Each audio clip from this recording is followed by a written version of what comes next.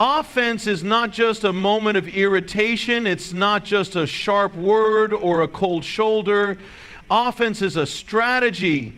It's a meticulously placed snare that the enemy uses to lure you out of alignment with the Spirit. The enemy doesn't come at you in obvious ways. He's too cunning for that. He knows you're alert to blatant sin. So he operates through subtle sabotage, and one of his favorite strategies is offense because it feels justified. It feels righteous. It feels like you're entitled to carry it. But the truth is, offense is spiritual bait. When someone offends you, the enemy wants you to take it personally. He wants you to meditate on it, replay it in your mind, nurse it, rehearse it, and allow it to grow into resentment. Why? Because once you are offended, your focus shifts from purpose to people. You stop looking forward and start looking sideways. You stop walking by faith and start walking by feelings. And the moment your feelings begin to lead your decisions, the enemy gains access to the controls of your life. Understand something, offense is a weight, and it's not a weight designed to build your strength, it's a weight designed to slow your stride. It clings to your soul like a wet garment, making every step toward destiny harder than it needs to be. That's why Jesus said offenses will come, but woe to the one through whom they come. Why? Because the offense is an inevitable part of life, but how you respond to it determines your spiritual altitude. The enemy knows he cannot destroy a child of God who is anchored in purpose. So what does he do? He lures you into the shallow waters of pettiness and personal injury. He gets you to take your eyes off the kingdom and place it on a conversation, a comment, a gesture, or a betrayal. He uses people close to you, people you love, to deliver the offense because that's where it hurts the most. That's where it has the greatest chance to penetrate your defenses. But you must understand the pattern. You must become spiritually street smart.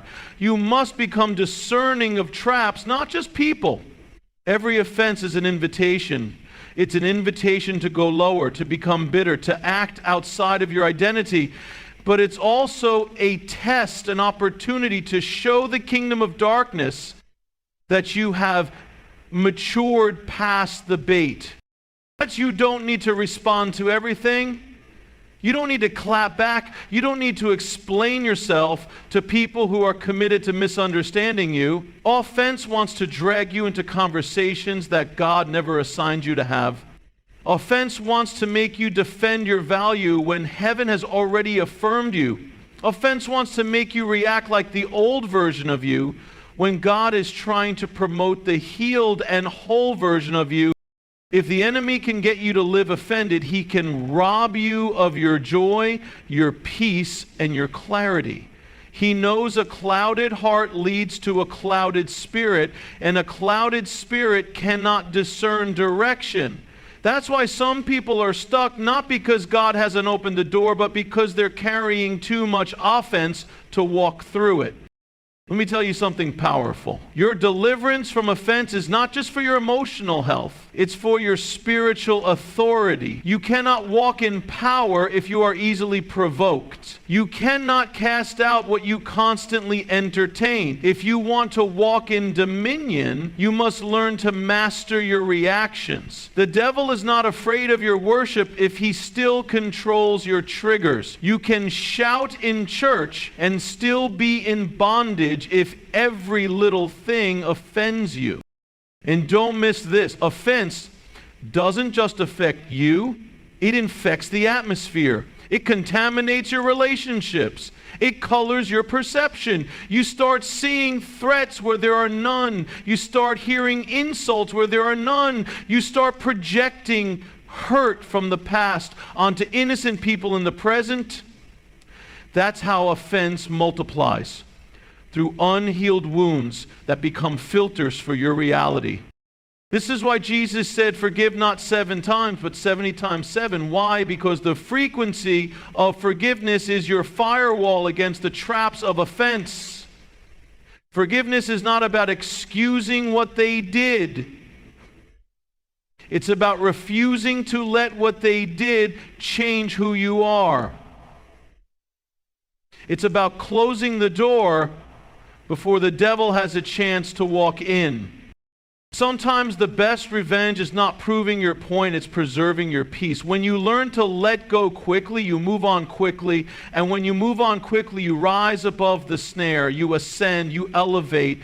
You show the enemy that his tricks don't work anymore because you've outgrown them. You've matured past the pettiness. You've grown beyond the bait. You don't fight offense with more offense. You fight it with wisdom, with patience, with silence, with discernment. You remind yourself, this isn't about me. This is about trying to distract me from something greater. Because when God is about to use you in a mighty way, hell will send irritants to derail your focus. But when you walk in the Spirit, you learn to recognize distractions by their frequency. You begin to discern, this isn't a coincidence, this is an attack. And you stop taking it personal and start seeing it prophetically.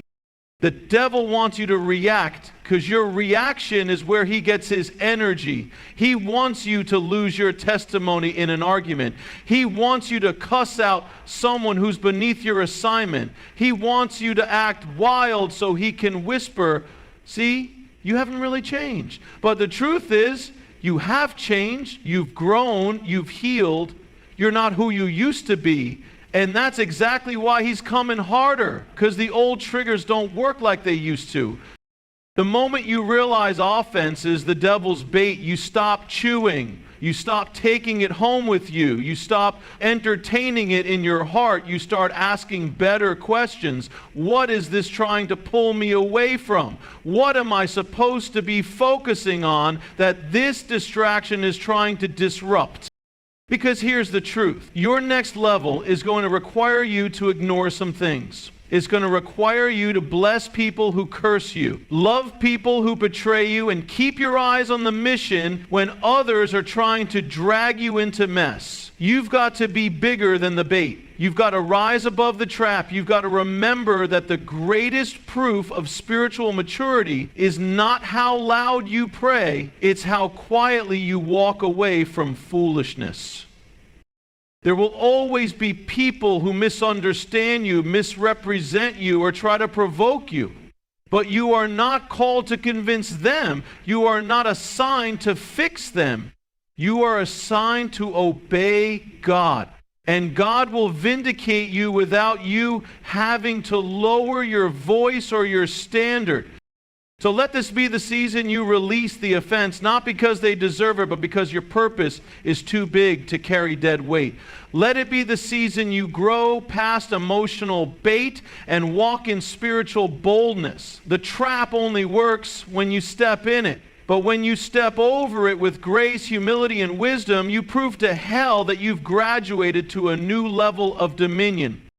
And once you get this, once you master this, you'll realize that offense was never worth your time in the first place. Because what God has for you requires all of your focus, all of your clarity, and all of your peace. Don't let petty offense rob you of prophetic destiny. Keep your heart clean. Keep your hands lifted and keep walking, because you're too anointed to fall for that bait. Emotional bait leads to spiritual bondage. It never looks like a trap when it first appears. It feels justified. It feels real. It feels valid. But that's exactly why it works so well. The enemy never lures you in with something you recognize as dangerous. He packages bondage in the wrapping of offense, disappointment, unmet expectations, and emotional chaos. He disguises it as something that feels like you're protecting yourself, defending your dignity, standing your ground. But slowly, subtly, you're giving up your peace, your power, and your perspective. The enemy knows how to bait you. He studies you. He observes what gets under your skin, what triggers your past pain, what makes your blood boil. He doesn't waste time sending new attacks when your old wounds are still open. So what does he do?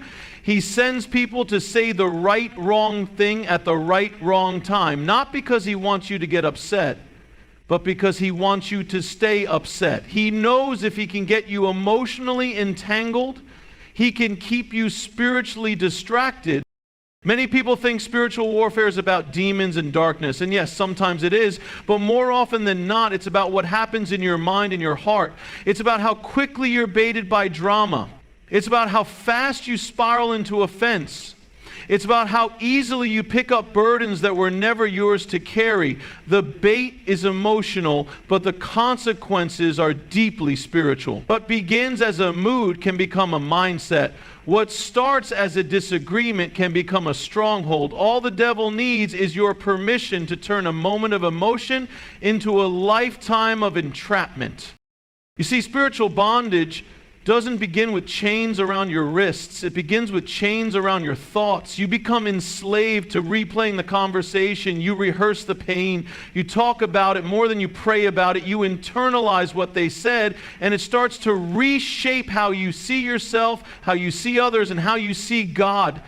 That's the bait working. It's pulling you further and further from truth, and the further you drift, the more bound you become. What makes emotional bait so dangerous is that it appeals to the part of you that hasn't healed. It grabs the version of you that still craves closure, validation, or revenge. And if you're not spiritually discerning, you'll bite it every time. You'll react instead of retreat. You'll defend instead of discern. You'll engage with people who aren't even sent to bless you, but to block you. The bait keeps you busy proving, explaining, clapping back, showing up to battles God never told you to fight. And all the while, your destiny is waiting in the distance, but you can't reach it because your heart is tangled in emotional weeds. Don't underestimate what you're forfeiting when you fall for emotional traps. That bitterness you won't let go of, it's blocking your breakthrough. That offense you keep nursing, it's delaying your anointing. That obsession with being right, it's robbing you of your peace. The bait is always subtle.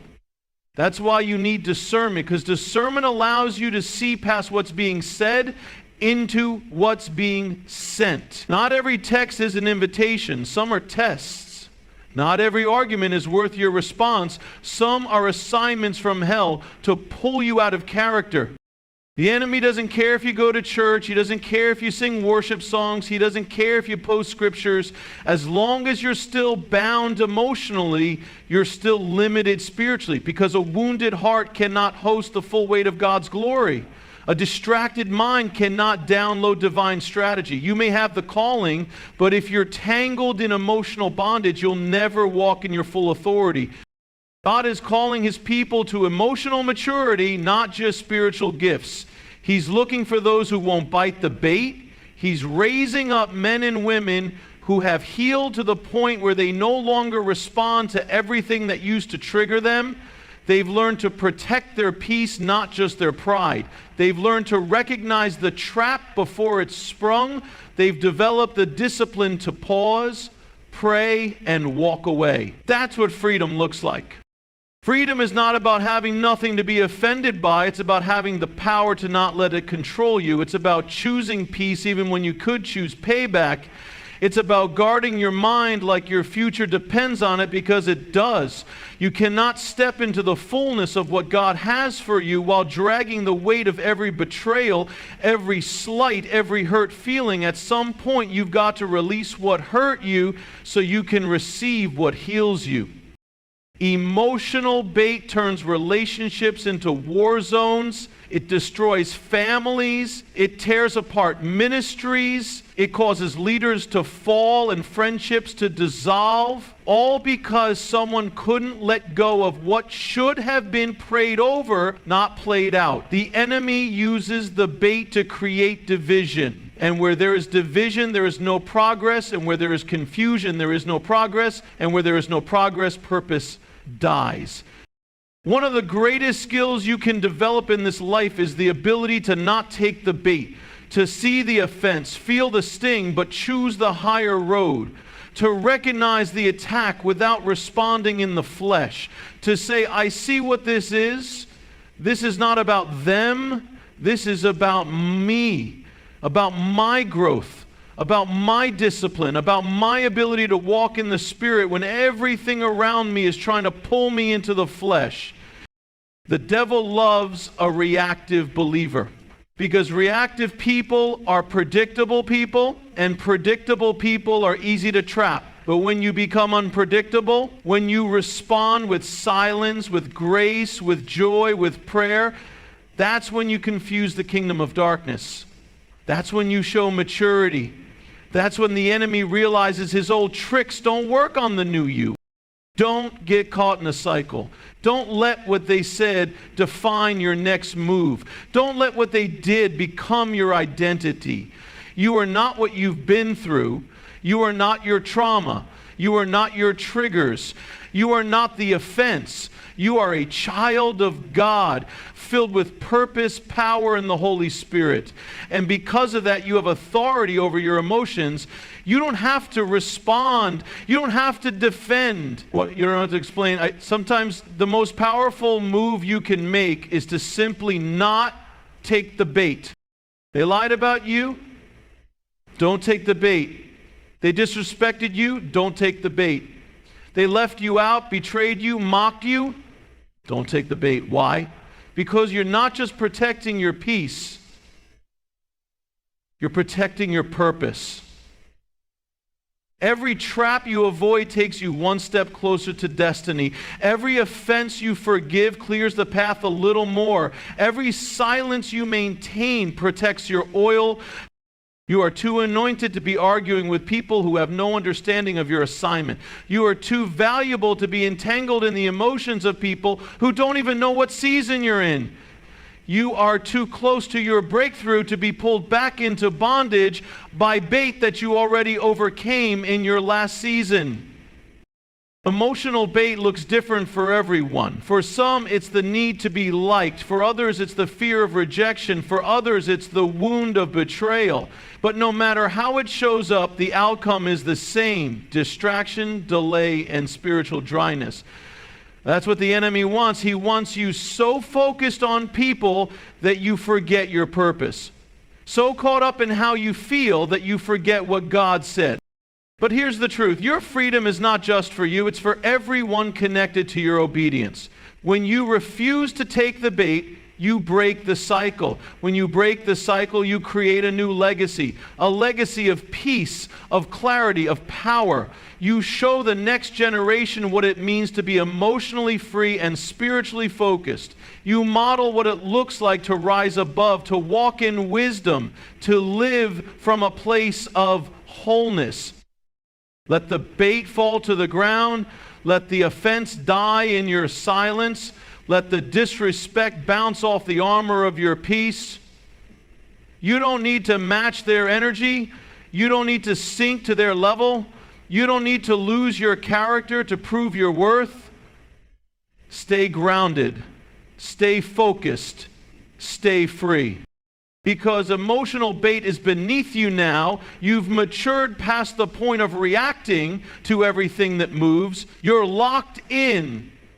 You're disciplined. You're covered. You're chosen. And you refuse to allow anything or anyone to pull you back into bondage you've already been delivered from. You've come too far. You've cried too many tears. You've prayed too many prayers. You've endured too many storms. Don't throw it all away for a moment of emotion. Keep your eyes on the promise. Keep your spirit clean. Keep your heart guarded. And above all, don't take the bait. 2/2. Or else, your silence is your strategy, not your surrender. In a world that constantly demands a reaction, silence is often misunderstood. People will assume you're weak because you didn't clap back.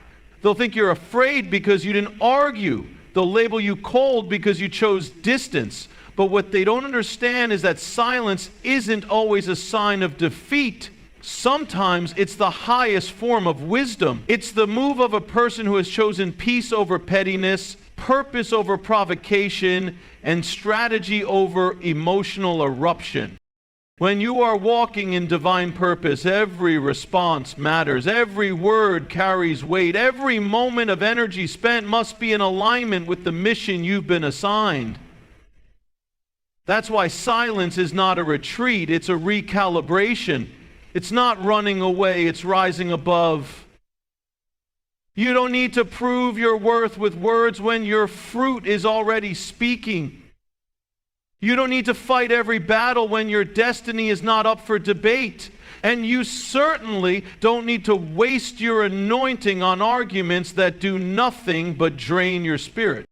There is power in stillness, power in restraint, power in refusing to lower yourself to the level of those who only know how to live through conflict. When Jesus stood before his accusers, he didn't respond to every insult. He didn't explain himself to every critic. He didn't clap back at every false witness, because when you know who you are, you don't waste time defending yourself to those who never cared to understand you in the first place. Silence becomes your shield. It protects your peace and keeps your eyes locked on the bigger picture.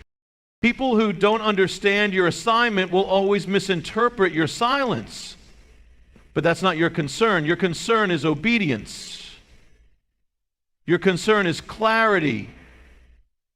Your concern is not letting your emotions pull you into places your spirit has outgrown.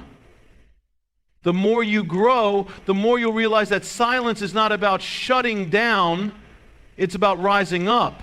It's not about bottling things in, it's about filtering what's worth your energy. Some things don't deserve a reaction, not because they don't hurt, but because they don't matter in the long run. Some people are baiting you, not because they care, but because they want access to your peace. And the moment you respond, you open the door. You let them in. You allow them to dictate your energy, your emotions, your environment. But when you remain silent, you maintain control. Not over them, but over yourself. And that is real power. Silence is the language of the spiritually mature. It's what separates the wise from the reactive, the stable from the unstable, the discerning from the easily distracted. Anyone can yell, argue, defend.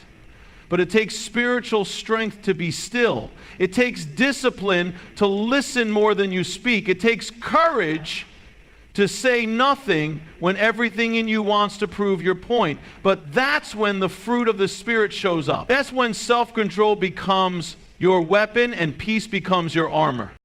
Silence is not absence. It's presence without performance. It's being fully aware of the attack and choosing not to engage. It's watching the chaos and choosing not to contribute. It's seeing the bait and walking past it.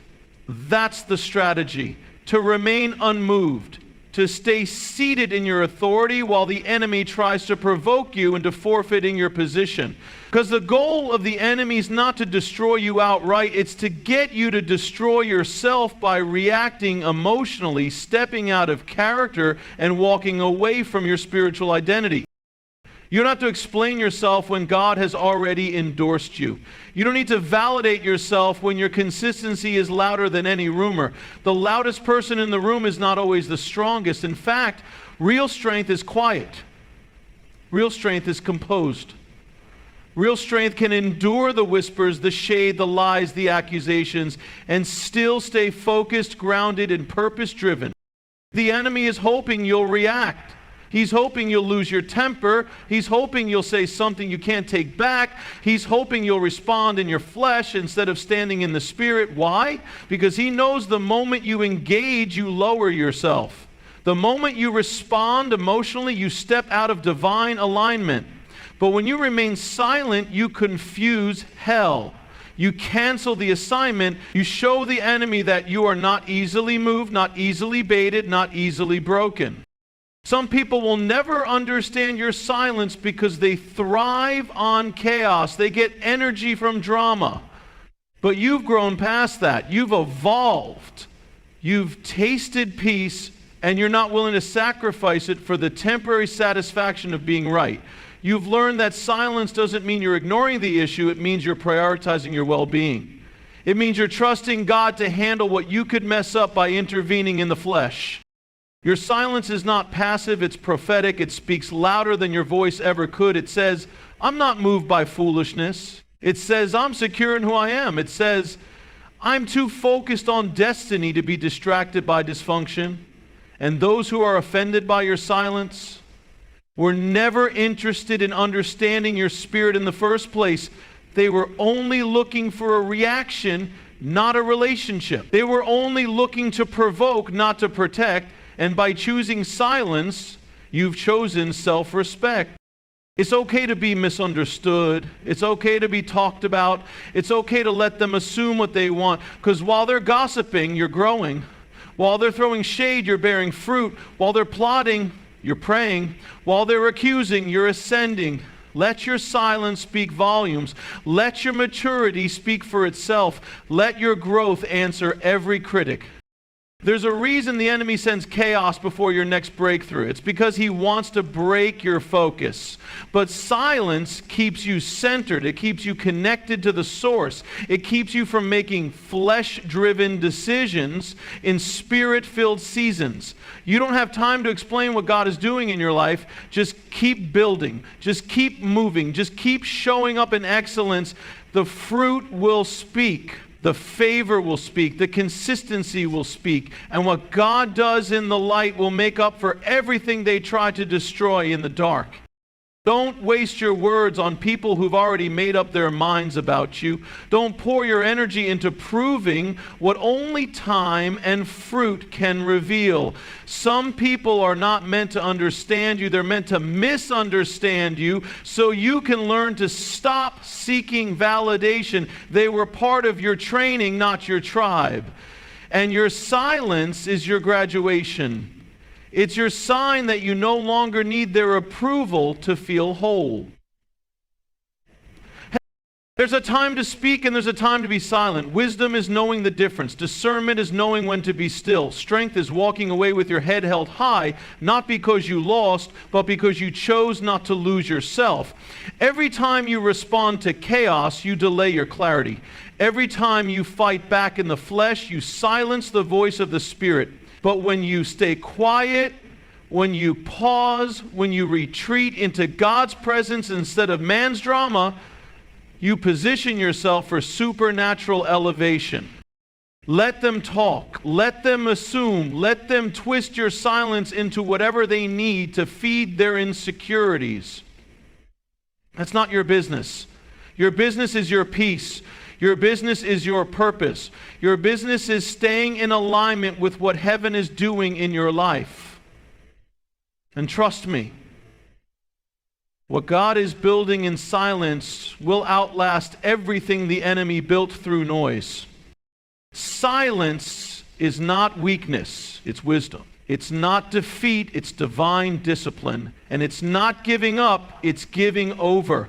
Giving the battle over to the one who never loses. Giving the burden over to the one who sees all and knows all. Giving the outcome over to the one who is already writing your victory, while your enemies are still celebrating what they think is your loss.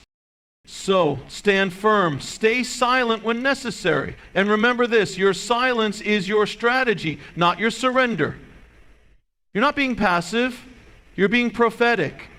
You're not avoiding confrontation, you're advancing in peace.